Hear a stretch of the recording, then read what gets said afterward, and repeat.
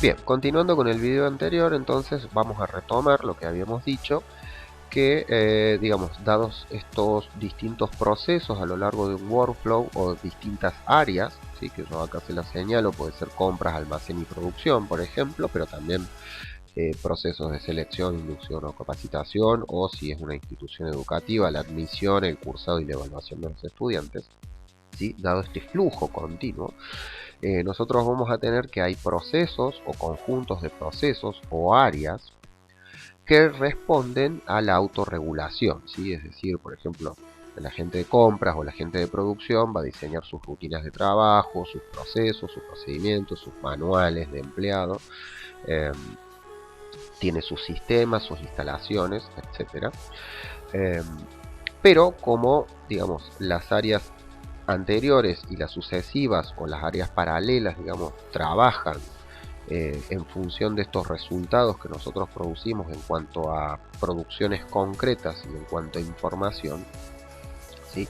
No pueden desempeñarse como unidades estancos, sino en coordinación permanente, y que casualmente en esta coordinación donde nosotros desde comunicación, ¿sí? Tenemos un área de oportunidad muy importante para trabajar, porque es allí donde suelen surgir estos inconvenientes de coordinación, y es allí, en estas áreas de intercambio, ¿no? Estas fronteras de los procesos, en donde nosotros tenemos que garantizar que más allá de esta autorregulación, más allá de la capacidad que tiene la organización para generar sus propios procesos de manera individual en cada área, todas estas áreas se coordinen para trabajar en pos del logro del objetivo organizacional, ¿sí?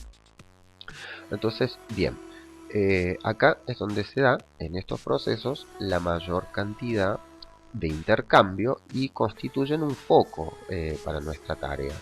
Yo en alguno de los posts que hicieron en el blog, yo les mencionaba el tema de las reuniones interáreas, ¿sí? Porque esto tiene que ver con la efectividad del área, ¿sí?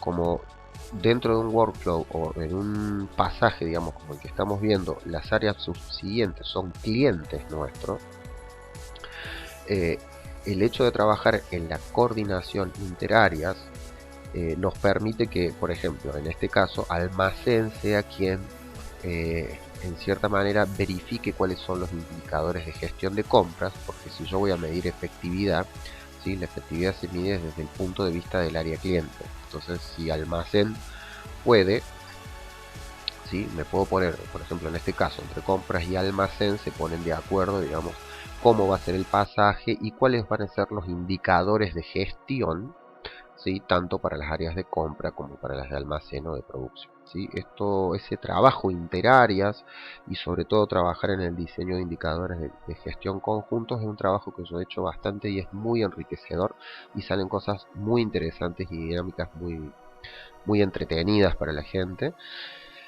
Y también ahí se puede ver cómo es la racionalidad dominante de una organización, ¿no? O sea, porque por lo general todas las áreas piensan que la más importante es la propia, ¿no? Entonces, cuando uno analiza conjuntamente la efectividad de mi trabajo, es decir, cómo impacta mi trabajo en el área cliente, eh, ahí salen a la luz muchísimas cosas interesantes, como les digo. Entonces, bueno, esto hace, digamos, a la coordinación de los sistemas organizacionales, ¿sí? Porque, bueno, si yo me pongo a ver, eh, en realidad una organización se va a comportar más de esta manera, ¿sí? Es decir, no es, si bien es cierto, los procesos constituyen un workflow, o sea, una línea continua, ¿sí? Las organizaciones tienen este intercambio comunicacional, ¿sí? O sea, almacén está en relación con recursos humanos, con marketing, con producción, con I+D, con calidad, con todos, y en realidad hay flujos de comunicación cruzados, ¿sí? Digamos, se diseña lo que se llama un fractal, una estructura fractal. Eh, Aprovecho también este tema de mencionar, digamos, el tipo de estructura fractal, digamos, o en red, ¿sí? De trabajo en red, porque son, digamos, sistemas organizacionales, estructuras organizacionales, perdón, que hoy se presentan como modelos a seguir, ¿no? Entonces, si bien es cierto, digamos, las organizaciones que tienen estructuras piramidales más achatadas y son más transversales, son mucho más ágiles, ¿sí? Y en realidad se puede gestionar mucho mejor el conocimiento interno y además se pueden hacer mucho más eficientes las cadenas de procesos. Sí hay que tener en cuenta que, como lo vimos en la clase anterior, cuando decíamos que, digamos, la función de la organización va a determinar su estructura, no en todas las organizaciones es posible, ¿sí? Construir estructuras totalmente planas, y no en todas las organizaciones es posible y es viable, digamos, el trabajo colaborativo entre unidades, ¿sí? Con una, digamos, con un mapa gráfico de esta forma. Si nosotros nos enfocamos, por ejemplo, en lo que son las organizaciones industriales productivas, como bien dice este principio que vimos en la clase pasada, es la función de la organización la que nos va a determinar la estructura. Entonces, por ejemplo, en organizaciones productivas que tienen, digamos, procesos industrializados masivos, eh, la forma de comportamiento de esa organización, de esos equipos de trabajo, probablemente esté más determinada por la estructura, ¿sí? Productiva, por la cadena de montaje, por ejemplo, que por la gestión propia que se haga sobre esa cadena de montaje, ¿sí? Entonces, ¿qué quiero decir con esto? Que si yo, por ejemplo, en una empresa de software que es netamente conocimiento, yo puedo tener distintos equipos de trabajo que digamos, compuestos por personas de distintas nacionalidades en distintos países, porque el teletrabajo nos lo permite. Entonces yo construyo equipos, digamos, para desarrollos de determinados proyectos internacionales. No puedo hacer lo mismo en una planta industrial productiva, en donde la línea de montaje va a ser la que me va a determinar en cierta forma cómo se van a ir concatenando los distintos procesos. Esto no quiere decir que en esa misma organización yo pueda, digamos, ser más o menos participativo. No indica que tampoco en otras áreas que no sean la de la planta industrial yo pueda ser más transversal. Tampoco significa que yo no vaya a fomentar la mejora de procesos a partir de la participación de las personas, pero sí significa que la estructura operativa me va a determinar de en cierta manera cómo va a ser el comportamiento y la estructura general de ese área al menos, ¿sí? Entonces, bueno, nosotros dentro de comunicación y dentro de recursos humanos tenemos que tratar de trabajar no solo al interior de cada proceso o al interior de cada área, poniendo especial énfasis en esta cuestión de la coordinación, de la estrategia eh, y la operación, sino que también tenemos que trabajar en la interrelación, ¿sí? Para que este sea un sistema fluido y equilibrado y no se nos genere, como hemos visto en la primera clase de la unidad, esta entropía, ¿sí? Que es una consecuencia natural, es un emergente natural del funcionamiento de los sistemas, ¿sí?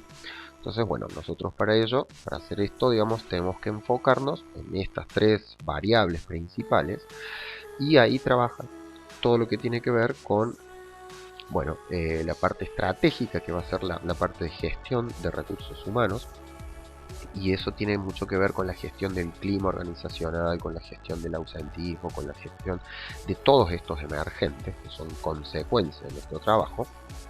Y esa es la parte estratégica, ¿no? El desarrollo, la capacitación, de cómo yo voy a gestionar, qué tan participativa o no participativa va a ser la organización. La coordinación tiene que ver en la revisión y el fomento, digamos, del análisis conjunto de este intercambio entre áreas o entre procesos centrales, ¿sí? A partir de fomentar este tipo de reuniones interáreas, a partir de hacer procedimientos de intercambio colaborativos. Y luego tenemos la parte operativa, que sí ya tiene que ver con lo que hemos hablado de poder contar con procesos claros, comunicados, con objetivos claros, que las personas sepan cuál es su puesto, qué es lo que tienen que hacer, cómo hay que hacerlos, cómo se los va a evaluar, ¿sí? Y cuáles son los distintos objetivos que va a tener en su gestión, ¿sí? Eso hace más a la cuestión operativa, ¿sí? Bien. Bueno, voy a aprovechar ahora los minutitos que me quedan para decirles que, bueno, hoy vamos a llegar hasta acá. Y sí va a ser interesante porque ya estamos, digamos, a prácticamente un mes de finalizar el cursado de este primer semestre, digamos.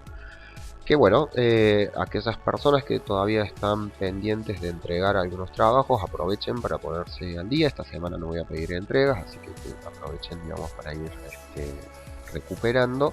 Así como también, digamos, quienes no hayan realizado todas las lecturas que se han ido proponiendo, que bueno, que también aprovechen esta semana, digamos, para ver este video y ponerse un poquito al día con lo que va a ser, con las lecturas, digamos, que sean propuestas, ¿sí? Y finalmente, bueno, estoy ya empezando a recibir algunos trabajos sobre emergente, así que bueno, mañana se termina, digamos, el plazo, así que yo voy a ir ya publicando, como siempre, digamos, lo que son los comentarios y las devoluciones.